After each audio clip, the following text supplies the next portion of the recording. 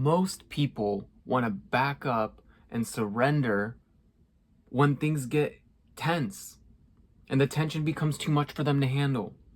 Now, if you found yourself in this kind of situation before in the past, or maybe recently, this video is for you. And also for empathic people who have a struggle in setting healthy boundaries and expressing and being free in their life. So here's 3 things I'm going to share with you to take on your journey to keep going and owning your voice. Thing number 1, believing what's possible for you versus others. Now, I'm going to share a deep story of mine recently that just got done today. So I was at the dentist today and I got my 2 front teeth fixed. You can probably see my previous other videos where I have like a little chip and they look like they've been grinded up from the back, because they have been over the years. I now wear a mouth guard every night. However, the other month, like a month and a half ago, I bit on a fork and there was like a little chip there. And I went to the dentist because I had to schedule an exam, make sure like what they can do before they get scheduled to fix it. And the dentist I met with, I sat in the chair. She was aggressive with me, having me like grind my teeth back and forth. And I'm like, dude, they're already like thin. Like, why would I do this? Like thinking in my head as I'm trying to like gently do it. She's like, you need to like press harder, and like getting a little aggressive at me. She's like, slide them forward. And I'm like, like quivering basically in my seat. And then I explained to her, I know they've been getting grinded up over the years. I wear a mouth guard every night now, so they haven't shifted for the last 4 years, as they've been the same thinness since 4 years ago or 5 years ago when I found out about it. Anyway, so at the end of that, she told me there's no point because your bottom teeth are, rubbing against your front teeth. There's no point in fixing this. It's not worth it. And I'm like, well, it's worth it for me, so I don't look like somebody that's, doing methamphetamines and like, no offense to anybody struggling with an addiction of any kind or anything. I don't mean it in like an offensive way. Just, Anywho, point is though, is I had my own insecurity about my front teeth looking a certain way. And I wanted some help in getting them fixed. And the dentist told me straight up, nope. And then I asked her, okay, well, can I get, I'll go ahead and schedule and get another opinion by another dentist. And she's like, nobody here in this office is going to do this for you. And she's like, I'll even go get the other dentist.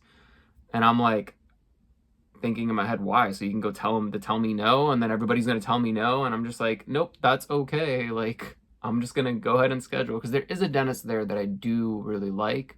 She's the most patient dentist I have ever been with and had to take care of me. And she explains things very thoroughly. I've never met anybody in that field that wants to add tremendous amount of value to their patients besides this person. And she did an absolutely phenomenal job in fixing the crack. And then they just look like they're back to normal, and if not even better. So, my point is, my old self that wasn't so strong in my frame would have just quivered and been like, all right, okay, like it's not possible for me. Well, truth is, my intuition kicked in and I knew exactly who I wanted to see. I knew like exactly where to go. I just had to get out of the way so I can schedule with the other dentist. The dentist I really like takes a month to schedule with her. So if I would have just quivered and been like, all right, I'm just gonna give up. I'm gonna, let this be. I have to wait until I get Invisalign or whatever and fix my bottom teeth, then I can get it fixed. Like, no, you keep going and you own your voice. Because you know what I did after that? I went ahead and called them and made a complaint. And I'm not one to usually make complaints. I don't like complaining. I never have. That one, she was being aggressive with me, and I didn't appreciate it because, like, and then she was just telling me straight up no and refused to work with me at all and like hear me out or my side of the story. And I don't know why. And not only did I make a complaint, I actually let them know, like, hey, I don't know what she's going through to like not, be empathic or have any compassion towards my situation, and just tell me straight up no. I don't know, like, I hope she's okay in her personal life, because like she looked at me and got aggressive, and I'm like, I don't know if this person's happy or not. However, I did this in a way that I think is like constructive criticism. Like, hey, you got to be aware that there's an issue and a problem, and how I feel given this experience in order for you to make an improvement, if you so choose to, right? So I did let them know, and I also let them know, like, hey, I have sympathy and compassion for this person. Like, I hope they're doing okay. And they're like, hey, we're really glad you actually called and let us know this, so that way we can just be aware. And, we really want to make sure our patients are safe and feel comfortable.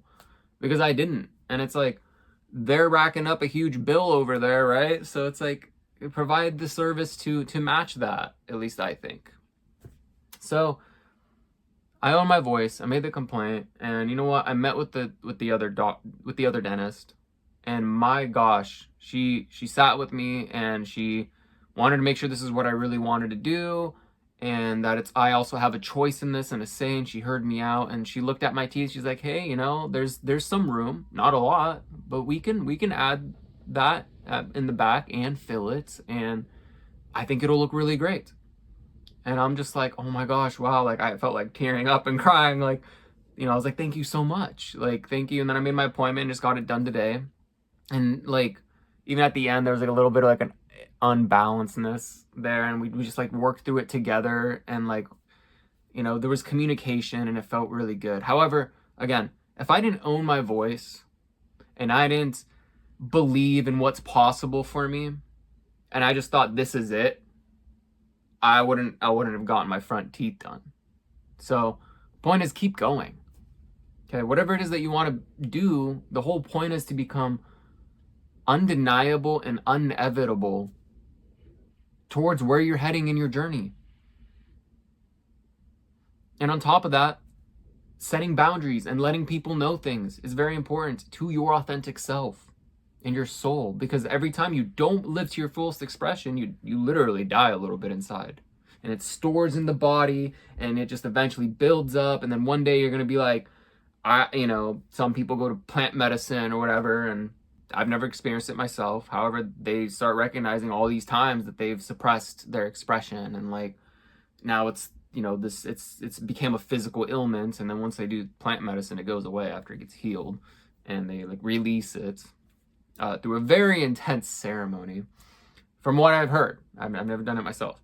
All right, so there's number one, give you an idea of, of my personal story that I just recently had, and I just felt really compelled to share it. Number two, be in love with the process, because wherever you're heading, here's you, and then here's where you want to be, and then here's the gap in between, right? Well, all things exist here and now. Quantum physics is showing us that, parallel realities, you can quantum jump, whatever. But the point is here is where you are. And from you to get from point A to point B, you're going to have to keep taking a step. And you're the only one that can choose to take that step. And on top of that, the only way the next step will be presented to you is when you've done the work and you finish the first step. And that step will show up, and you have to take it. That door will open, and you have to walk through it. Nobody can do it for you. So you can sit there and procrastinate and feel, like accomplished, or have another block of fear in your way, because now every time you level up, it becomes more intense. Life is really more of a spiral. It's not really linear. It keeps going, and it keeps intensifying exponentially. And it's like, really, the whole thing that you just have to keep in mind is just keep taking a step in faith and trust, and know that where you're heading is where you're meant to be, and then you got this. You stay in the vibration of unconditional happiness, unconditional love, without the conditioning to change. You can stay happy. You can stay in the vibration of love. And with the gap. Be in love with the gap. Fall in love with the process. And on top of that, I don't know how true this is or not. I saw it like on a video. The guy who made Walt Disney had to, he applied for like a loan, like, I don't know, like 100 times or whatever, and the bank kept denying him. Dyson didn't get their like vacuum done, or their whatever engineering, magic engineering they had going on, didn't get their product done until like the 5,331st time. But it took all that time and all those applying for loans to finally get the thing. You can look at SpaceX and look at how they can re-land their rockets. Believe me, their first 2 rockets did not just re-land. So again, this goes with number one, is if you let other people deny you what's possible for you, and they're constantly dictating your life, you'll never get to where you want to be. And you want to be that SpaceX rocket that can fly around and come back and land and be reused. Well, in a good way. Where you can constantly keep reusing yourself, where you're able to regenerate and rejuvenate your own energy. So be in love with the process and know that it's just going to take you taking another step. 3, share unapologetically and stay strong to your values. Express your true expression. As long as you're not, mentally harming anyone, physically harming anyone, or yourself. As long as you're not doing anything negative. However, if you are going to express something that you don't like, or you're setting a boundary, you don't quiver when somebody gives you the outcome you didn't want. You stay strong to your values, and maybe it's time for this person to go because they served a purpose. And that purpose could have been teaching you how to set a proper boundary.